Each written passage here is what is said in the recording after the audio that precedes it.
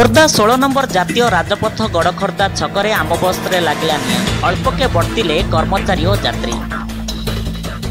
48 number बसटी Bhubaneswar Bharatpur Khordha अभिमुखे यात्रा करथिला। बस रु धुआं बाहरिबा देखि समस्ते बस रु भारी पड़िथिले।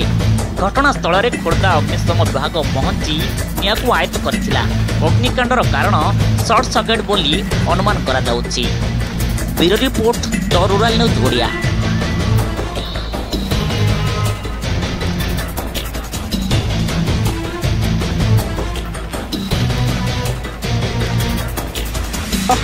निया लगी जाइए आमर संगे संगे तीन गाड़ी आसला।